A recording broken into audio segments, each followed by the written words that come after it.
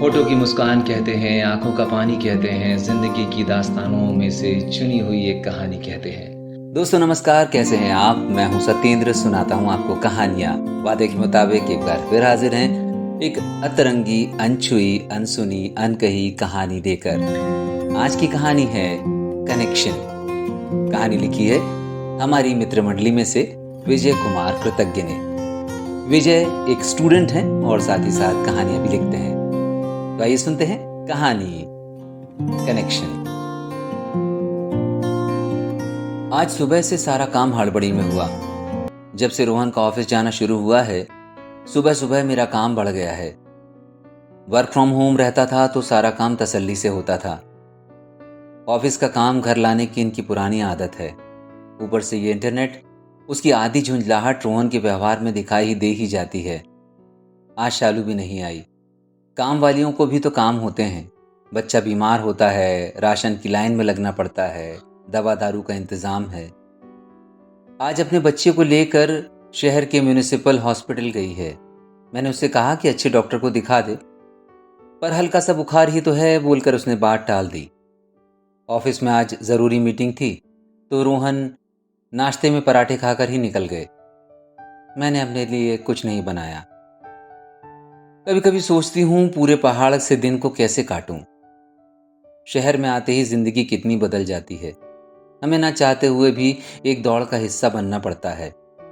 बचपन में जब बड़े शहर के बारे में पढ़ती या सुनती थी तो मन में वहां होने का भाव कितना सुख देता था। कितनी रोमांचक जिंदगी होती होगी मुंबई जैसे बड़े शहरों में। ये सुख मेरा सपना बन गया था। इलाहाबाद जब शहर कम और गांव ज्यादा था, जहां रहने वाली सामान्य सी लड़की के लिए शहर का जीवन बहुत आकर्षित करता था। पिछले 2 दिनों से घर का इंटरनेट ना के बराबर चल रहा था।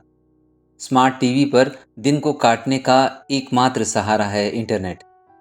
सुबह की योगा और स्पिरिचुअल क्लासेस भी मिस हो रही हैं। रोहन से कई बार बोला कि नई कंपनी का ब्रॉडबैंड लगवा दे, पर मेरा काम कहाँ याद रहता है। इतने में फ़ोन बजा। रोहन का फ़ोन था। हेलो। अलसाई हुई सी मैंने कहा, सो रही हो क्या? दूसरी ओर से रोहन की आवाज़ आई, नहीं लेटी थी। बोलो क्या हुआ? वो ब्रॉडबैंड के लिए कोई आएगा आज, तुम प्लान समझकर फाइनल कर देना। मैं मीटिंग में रहूंगा, क्लाइंट विजिट है ऑफिस में। तो सुनो, मुझे फ़ोन मत करना। मेरी फिक्र अपना काम और दिन भर की व्यस्तताओं को एक वाक्य में बताकर इससे पहले मैं कुछ कहती, रोहन ने फ़ोन काट दिया। फ़ोन अचानक कटने पर डसने वाली खामोशी पैदा होती है। कितना अच्छा हो कि फ़ोन काटने से पहले कोई एक अच्छी सी बात कह दे। ये खामोशी एक अदृश्य दीवार है जो दिखाई नहीं देती पर होती है। नाश्ता लगा दो, टिफ़िन पैक कर दो, मेरा लैपटॉप चार्ज कर दो। इसका फ़ोन आए तो कहना कि मैं नहीं हूँ, उसका फ़ोन आए तो तुरंत ला कर दो। इसके मैसेज को देखने की भूल भी मत करना, मेरे कपड़े प्रेस हुए या नहीं। इन बातों के अलावा शायद ही कोई बात होती हो हमारी। शादी के 4 सालों में ही मेरी ज़िंदगी किचन, घर, टीवी और खामोशी में सिमट कर रह जाएगी। मैंने सोचा भी नहीं था। झगड़ा होता था तो मान मनोबल की पहल भी होती थी। अब तो किसी बात पर झगड़ा भी नहीं होता हमारा। ऐसा नहीं है कि किसी चीज की कमी है। रोहन से जो कहती हूं ला कर देता है। पिछले साल तो हमने 1 BHK का फ्लैट भी ले लिया मुंबई में। मेरे पास आज वो सब कुछ है जिसके मैं सपने देखा करती थी, और जो नहीं है वो शायद मैं खुद हूं। पेपर कोई कितना पढ़े, चाय कोई कितने बार पिए, सोए कोई कितना। दरवाजे की घंटी बजी तो मैं चौंक गई। अपने ख्यालों से बाहर आई और उठकर दरवाजा खोला। उसे देखकर चौंक गई। सामने शिव खड़ा था। मैं कुछ भी बोल नहीं पाई। हेलो मैम, मैं वेल कनेक्शन ब्रॉडबैंड से आया हूं। रोहन शर्मा जी यहीं रहते हैं? उसके होठों पर अपरिचित मुस्कान थी। उसने मुझसे सवाल किया और नजरें झुका ली। मैं उसे देखती रही। कुछ बोल पाने की हालत में कहां थी मैं। मैम रोहन शर्मा, उसने सवाल दोबारा पूछा। कम। उसे अंदर आने के लिए कहकर मैं दरवाजे से हट गई। क्या शिव ने मुझे सचमुच नहीं पहचाना था? या फिर ना पहचानने का नाटक कर रहा था। मैंने दरवाजा बंद किया, उसे बैठने के लिए सोफे की तरफ इशारा किया। उसे ध्यान से देखती रही। ये शिव ही तो था, इलाहाबाद का शिव, स्कूल का टॉपर शिव, जिसकी होर्डिंग स्कूल वालों ने उस वक्त हर गली हर चौराहे पर लगवाई थी। मेरा सबसे करीबी दोस्त, या दोस्त से कुछ ज्यादा। जाने कितनी शामें हमने आजाद पार्क के पेड़ों के नीचे गुजारी, सड़कों पर बेवजह भटके। दोस्त हमें एक दूसरे के नाम से चिढ़ाते थे तो चेहरे पर मुस्कान आ जाती थी। यही तो था वो शिव। कनेक्शन प्रॉब्लम कर रहा है आपका? ये एक साधारण सीधी और सपाट बात थी, एकदम सपाट, परंतु मैं इसे भी अपनी जिंदगी से जोड़कर देख रही थी। हाँ, अक्सर स्लो हो जाता है, कभी कनेक्टिविटी लॉस्ट होती है।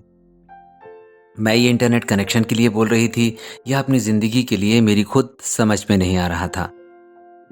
एक गिलास पानी मिलेगा? शिव बोला। एक पल में ही बीते दिनों की यादों से बाहर आई तो कहा, हाँ। वो घर की चीजों को देख रहा था। मुझसे नजरें चुराने का उसका अंदाज वही पुराना था। मैं खूब समझती थी उसको। शिव, मैंने टूटती सांसों को संभालते हुए पूछा। ये कनेक्शन कितना पुराना है मैम? शिव मेरे नाम पर अपने सवाल से बचता हुआ बोला।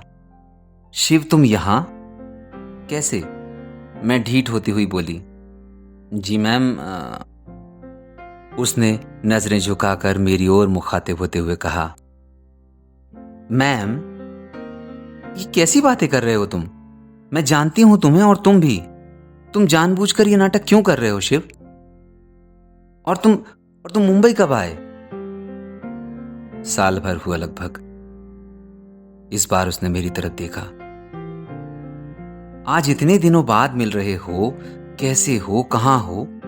मैंने शिकायती लहजे से तो ऐसे पूछा था जैसे पिछले कई बरसों से मुझे उसकी बहुत फिक्र थी। वही हूं, वैसा ही हूं। मैं पूछ रहा था कि ये कनेक्शन कितना पुराना है? ये तो नया है, पहले लैंडलाइन से ही इंटरनेट चलाते थे।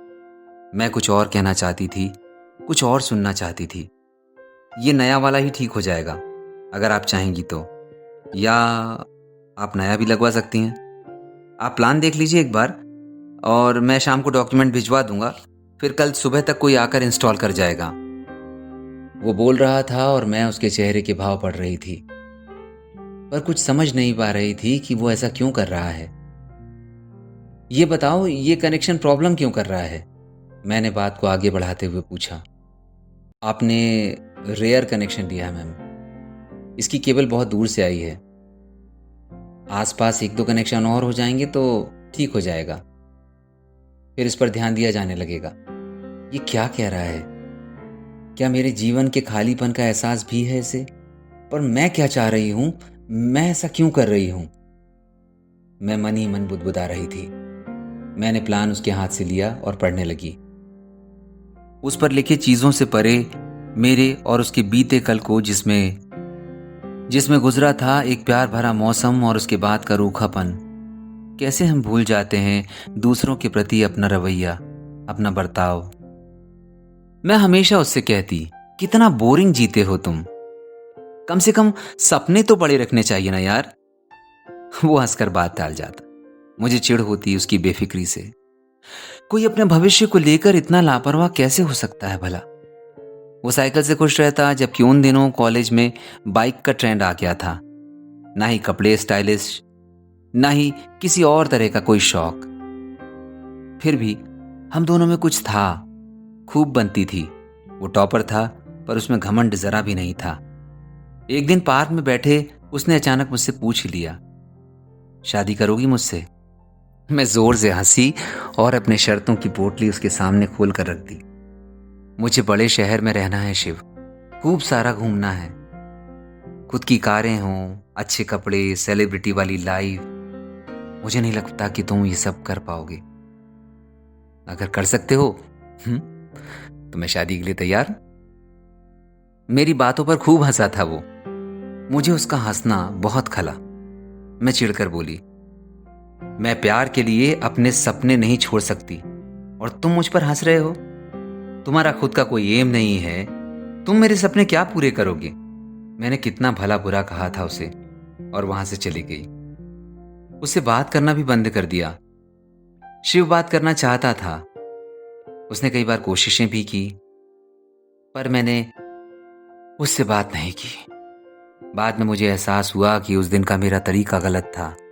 मुझे इतना गुस्सा नहीं करना चाहिए था। मैं अपने किए पर आज उससे माफी मांगना चाहती थी। मेरे गिल्ट को खत्म करते हुए वो बोला, तुम सही कहती थी, मेरा जीवन कोरा था, कोरा है। अभी भी उसका कोई लक्ष्य नहीं है। तुम सही थी, मैं अभी भी भटक ही रहा हूं। मेरे पास कुछ नहीं है जो तुम्हें दे पाता। जो होता है अच्छे के लिए होता है। खैर तुम बताओ कैसी हो?